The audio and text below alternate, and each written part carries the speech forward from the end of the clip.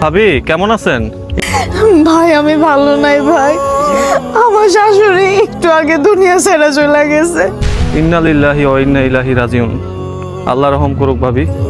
ভাই আপনার ভাইরা আপনি খবরটা দিয়ে দেন, আমি সরাসরি কইতে পারবো না, ও অনেক ভাঙা পড়বো ভাই, আপনি একটু বুঝাই কয়ে ওরে।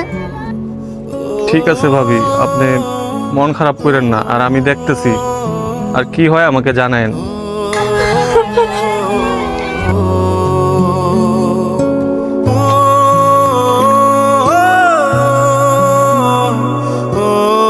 সোহাগ, হ্যাঁ বন্ধু কও।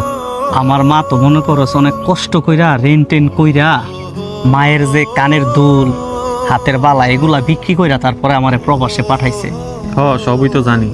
এখন বেতন যেহেতু পাইছি, আজকে বিকালে আমরা সবাই মিলে একটু মার্কেটে যাবো না, আমার মায়ের লেগে অল্প স্বর্ণ কিনতাম। ভালো হয়েছে, চাচি আম্মাই অনেক খুশি হইব। চাচি আম্মাই যে কষ্ট করে তোরে পাঠাইছে। হ্যাঁ ভালোই হইব, আমি আমার আম্মা লাগে কিছু স্বর্ণ কিনবো। সোহাগের চেহারাটা এমন দেখা যাইতেছে কি লিগা, কান্না করতেছে, হয়েছে কি? কি রে সোহাগ, কি হয়েছে তোর, কান্না করতেছ? বাড়িতে কিছু হয়েছে নাকি?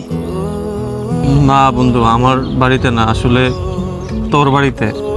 আমার বাড়িতে মানে কি হয়েছে? জানি না তুই কিভাবে নিবি বন্ধু, দুনিয়া থেকে তো একদিন সবারই চলে যেতে হবে।